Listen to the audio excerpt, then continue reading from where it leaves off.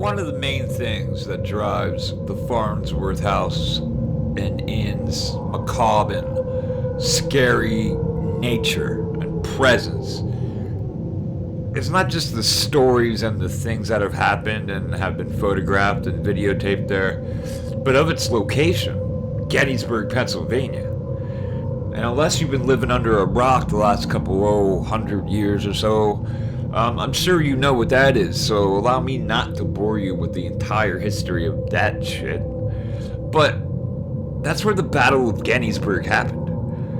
And a quick refresher for you here is it was fought between July 1st and 3rd in 1863 in and around the town of Gettysburg by Union and Confederate forces during the American Civil War. In the battle, Union Major General George Meade's Army of the Potomac defeated attacks by Confederate General Robert E. Lee's Army of Northern Virginia, halting Lee's invasion of the North. The battle involved the largest number of casualties of the entire war, and is often described as the war's turning point, due to the Union's decisive victory and concurrence with the siege of Vicksburg. At this point, the Union was really kicking ass. To paint a little better picture of this for you, it was basically what would be known as the United States now versus the Confederate States. Some would argue and say there was more the states' rights of the South, but when you boil that down, it was the states' rights to basically own slaves. And I'm not here to sugarcoat shit for anybody, so I'm not going to start now. You had General George Meade for the North. You had the infamous Robert E. Lee for the South. They had a series of other generals beneath them.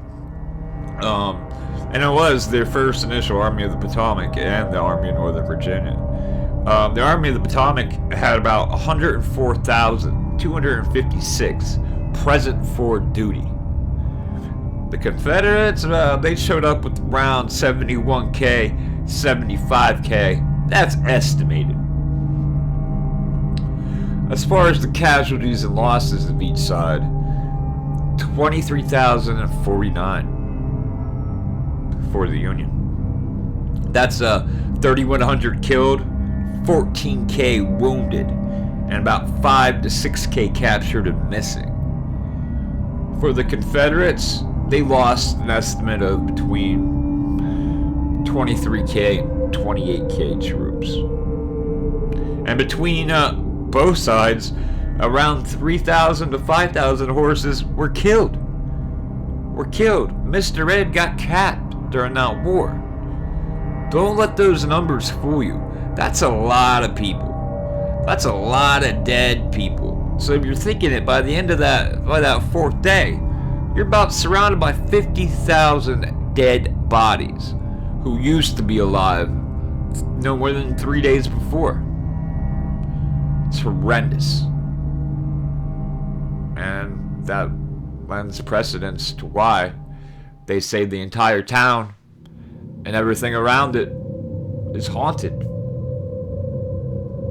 And from the looks of it in my visit, it definitely was.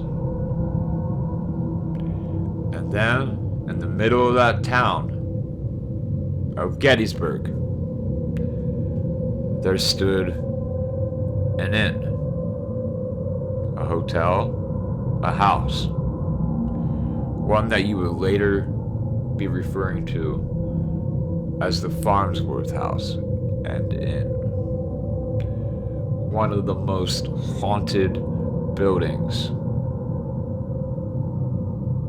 not only in America, but on the East Coast. So when I had the opportunity to go, oh baby boy, I went. And I didn't have much time. I only had one night to this place. And everything was working against me, as far as from a ghost hunter's perspective. But before I cue you in on a lot of the what happened and what didn't happen, let me tell you a little bit more about the Farnsworth house. and just why and what makes it so goddamn creepy.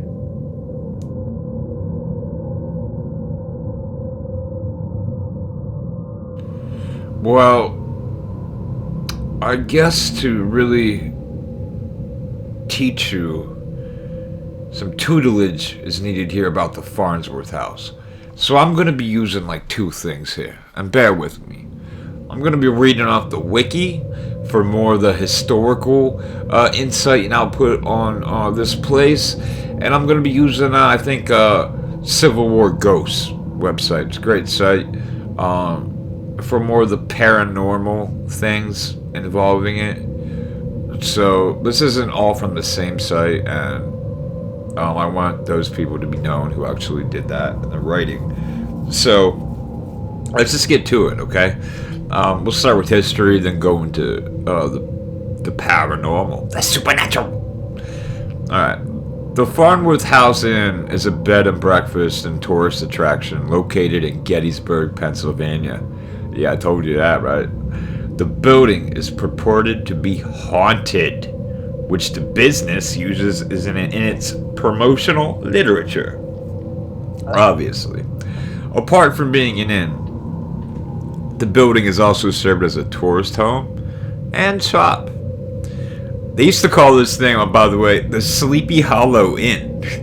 Come on. Can you ask for more spookiness than that? Sleepy Hollow Inn. Come on. And it was built in 1810. That is old. That's older than your mom. Jeez. Alright, I didn't mean that. Now let's go about the ownership. The land the inn was built on was previously owned by Reverend Alexander Dobbins, who basically subdivided a larger estate for the purpose of selling it. John F. McFarland purchased the land and is stated to be the first recorded owner of the home. Portions of the house are said to be dated to the early 1800s, and it's claimed to have even been built in 1810, which is what I just showed you.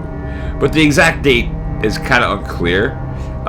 McFarland owned the home until his death in 1851, at which point it became the property of the Bank of Gettysburg. Go figure. Not much has changed, has it? The house passed through the hands of several owners, and one of the owners, the Black family, called it Sleepy Hollow Inn, with the hook that there were 135 bullet holes in the side of the home, which is true. They used to use the top of that shit as like a sniper nest and shit. So like the Confederates would hang out up there and they knock bricks out, and from that it was like the highest like fucking house in town. So these snipers would be up there all perched and shit, just like picking off like Union troops as they walked down like Cemetery Ridge and through the town and shit.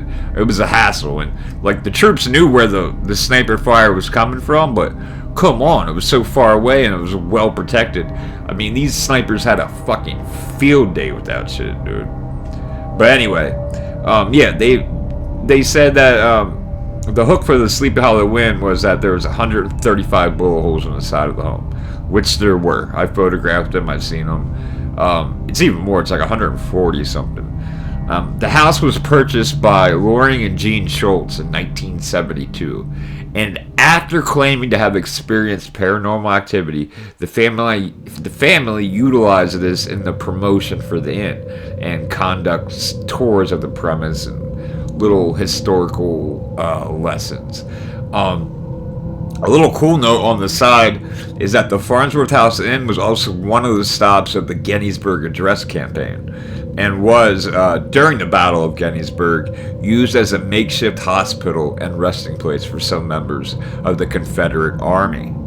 Okay, so now you got Confederates up in here dying, like, Sarge, I don't know if I can make it, I've been hit by a bowling ball.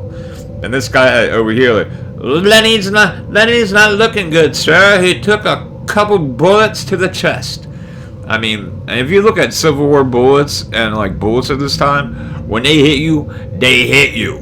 We're talking, they take off your leg, they take off your arm. These are balls of fucking lead moving relatively slowly compared to today's modern firearms. But not too slow, because they're fast enough to go through you and to smash and destroy anything that happens to be in their way. So you got Confederates in there dying, you got other Confederates fucking hiding out, you got Confederates in the attic taking pot shots at Union troops. The lady that owned the house told me that they had like up to 21 snipers up there at one time. And I've been in that attic. It's not a big fucking space. There's still like bodily fluids on the floor. You know, you can use a UV light. Unfortunately, at this time, I didn't fucking record any of this because I wasn't thinking about it, about even doing videos at this point. And I wish I really would have recorded that, because you could still see the streaks of blood. Because guess what? Sometimes they got hit too. They got hit back. And it wasn't so good when you get 21 guys crammed into a small space. Fucking 1 or 2 bullets can do a lot of damage to a lot of different people. So it's seen its share of fucking blood just from that standpoint. And throughout the war, like the Confederates would have it one day, then the Union would have it one day, then the Confederates, then the Union, you know, up until the end of the battle. So it was hard to say like who was going to come out on top. They just know that that building was a pinnacle of killing. It had a 360-degree view of everywhere. And it just so happened if you're on the wrong side at the wrong time, you got 21 sharpshooters taking aim at your big old noggin, dude. And they ready to put some lead into you and end you. Now, as far as the paranormal shit, the Schultz family claims that the inn has been haunted by as many as 16 spirits at one point in time, and that each spirit has its own distinct personality and name. Now, I heard of this too, and that's what kind of drew me to it, and I was like, oh, I gotta check this place out. The identity of the ghosts ranged from an 8-year-old boy named Jeremy to a former midwife nurse and 7 other soldiers who met an untimely end, aka got a cat popped in the ass. Paranormal elements that have been reported are things such as the sounds of heavy breathing, like maybe next to your face or while you're sleeping, the smell of cheroot, the sensation of the midwife tucking people into bed. Yeah, girl, you talking, girl. The inn has several rooms that are supposed to be hot spots for specific spiritual activity for particular ghosts, such as the Sarah Black room, which is supposed to be one of the most active rooms, and will have spirits that can be photographed from the street, all the way to that little 8-year-old boy's room, who was reportedly, like, I think, hit by a wagon and died. Keep in mind that if you're going here to hunt the paranormal, make sure you get the main Farnsworth house, the building, because it's also attached to another building called the Sweeney Tavern, and they have a bunch of other rooms also reportedly haunted, but who knows. But then again, it's Gettysburg, and they say the whole fucking place is haunted, so who knows. But try to get the main building, because that's where these main rooms are that started like all the paranormal things.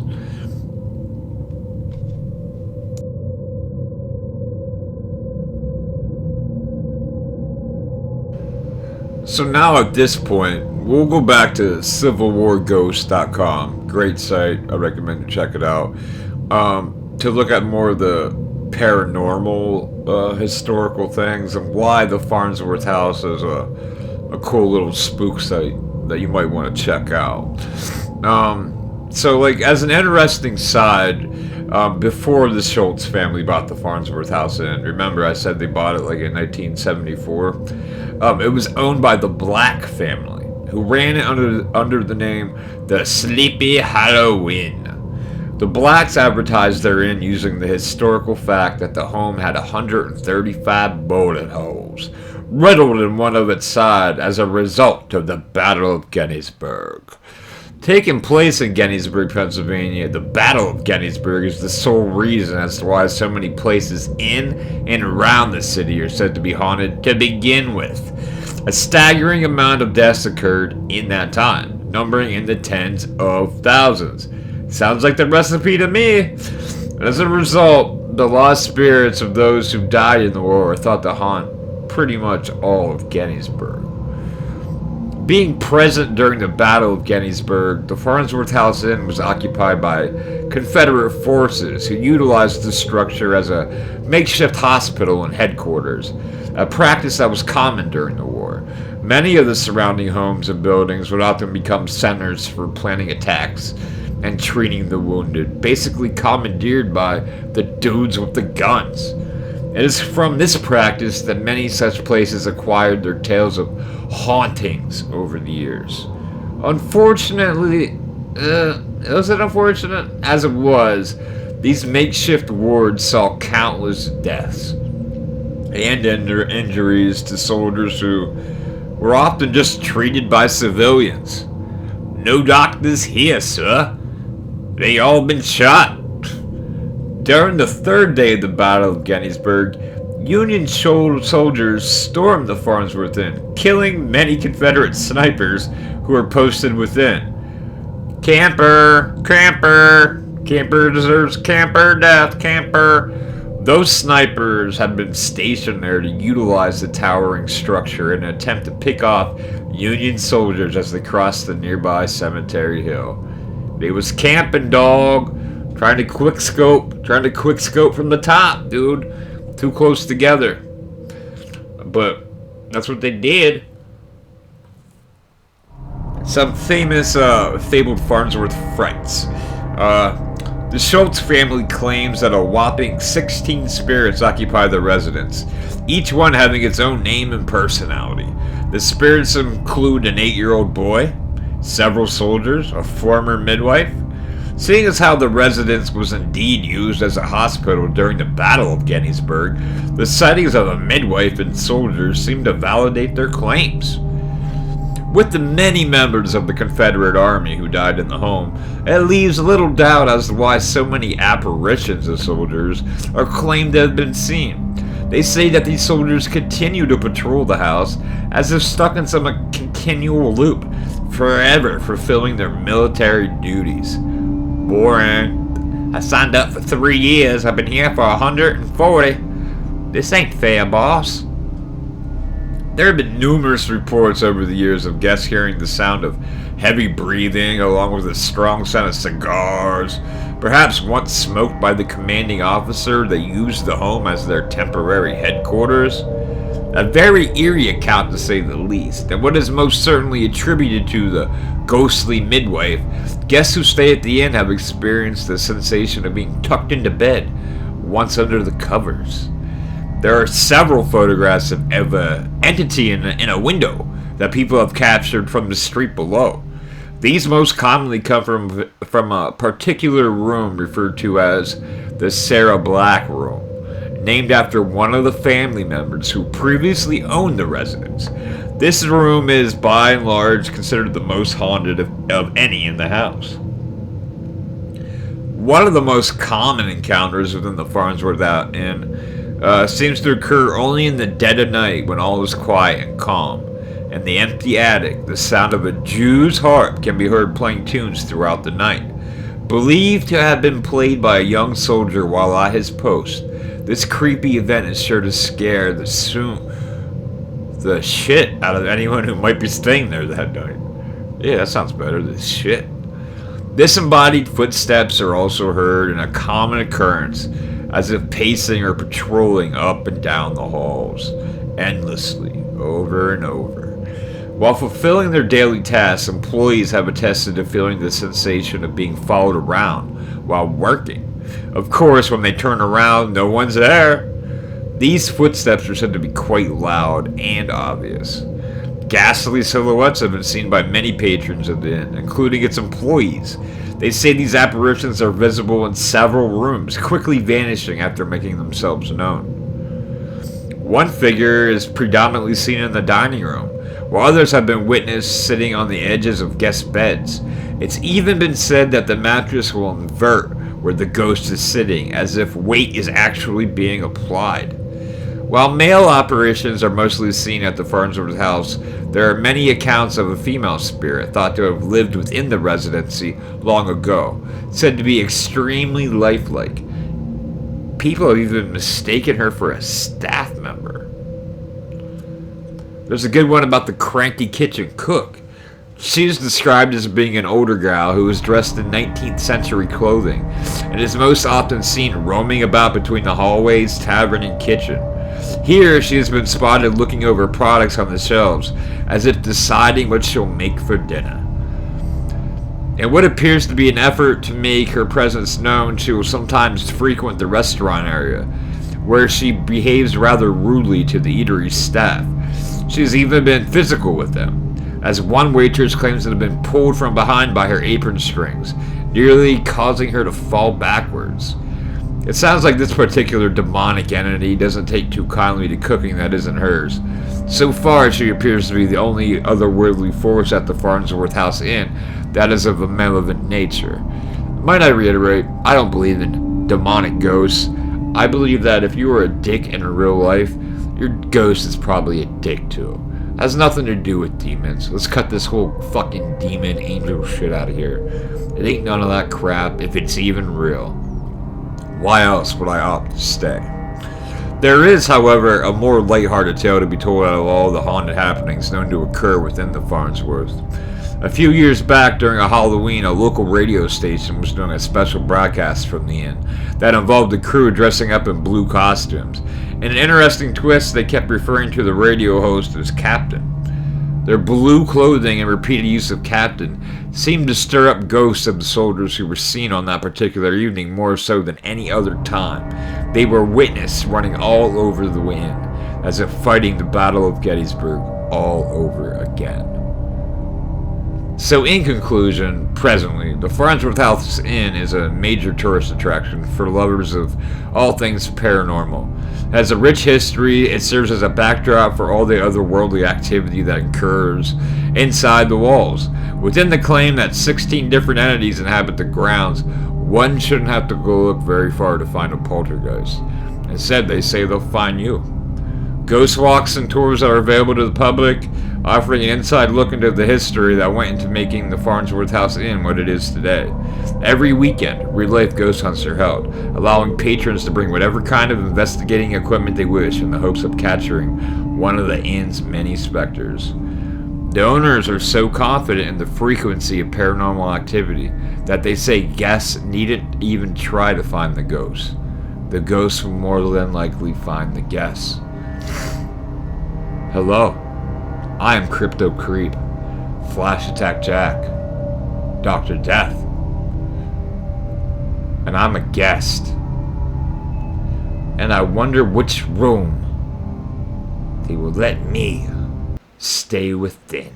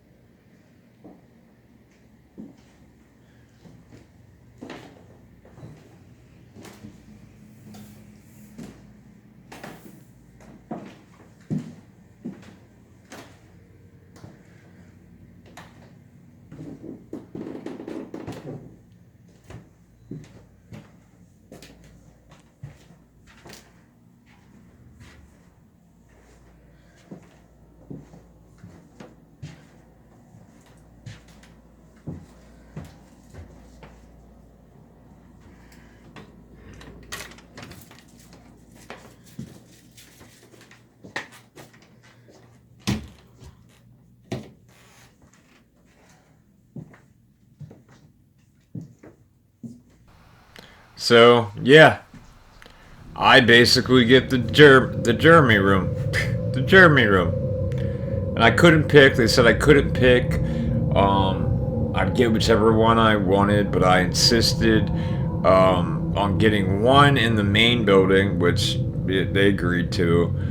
I was only there for a couple hours, like one night, not even a whole day. But I landed the Jeremy room, which isn't bad because I came here to find ghosts. And if I'm gonna find ghosts, might as well find them in a ghostly freaking place, the Jeremy room. The legend behind this is this kid was basically playing outside, like on the road, was this dirt roads back then, and he got ran over by a horse and carriage. When it happened, they rushed him inside the inn, and I took him up here to this room.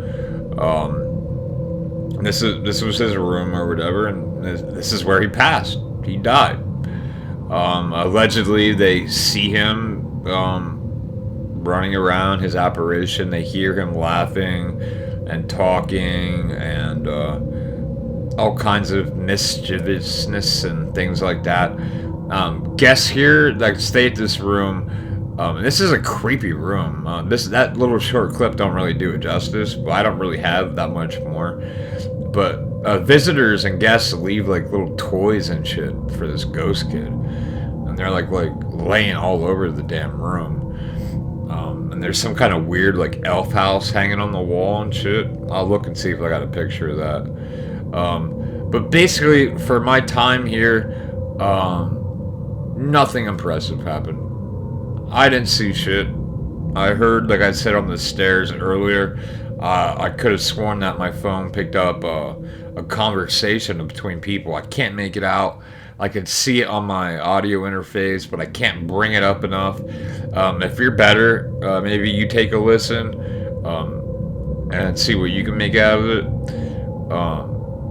My EMF, I couldn't work realistically in the building. There's too much shit going on, too many false reads, couldn't use it.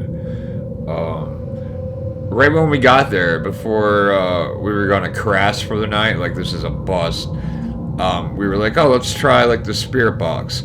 And I'm not talking like the SP11 spirit box, I'm talking like necrophonic, like that bootleg spirit box that you can get on your phone, which I don't like at all. But I didn't have half the equipment I have now. I was getting no results with what I was doing, and so we tried it, and I shit you not, I swear to God, the very first thing, like I said, we've used this before to rather fucking unworthy results, put it that way. There's crappy results.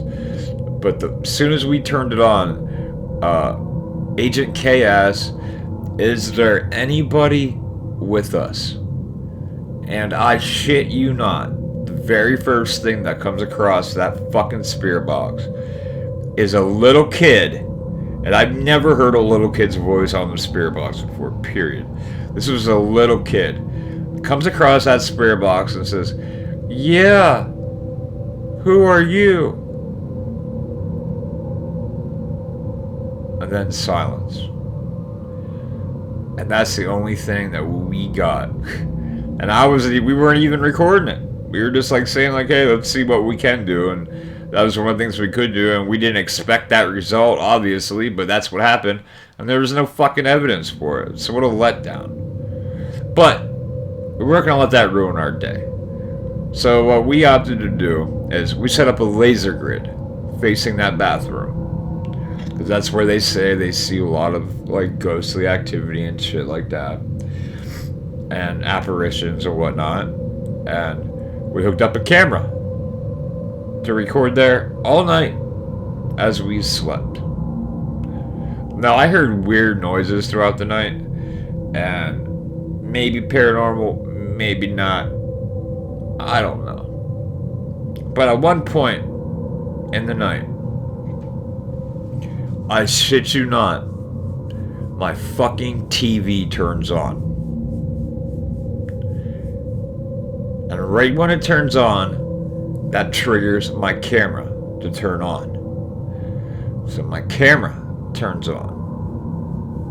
And right when the camera turns on, an orb flies right from the TV up against the camera and over across me and my partner. Now, I'm not saying I'm a fucking orb believer or orb enthusiast. I question 99.9% of orb evidence that there is. But that actually fucking happened. And it fucking was spooky as shit, but also pretty cool. The fucking TV turned on, flicked my fucking camera on. You can see the laser grids in the background, and the orb just drifts like right in front of my camera and over us. Not like a dust, it had like its own light. But I've been over this footage a couple times, not nearly enough. And some other people have too, and they say they spot things, but that's not what this is about. This is about you guys spotting things and seeing what you see or what you hear in the background. So from this point out, this is the camera that night after those events. TV flips on. Orb goes by camera. Camera keeps rolling. If you see or hear anything in this video clip, please comment below. Please contact us. Please timestamp. This was the night in the Farnsworth house.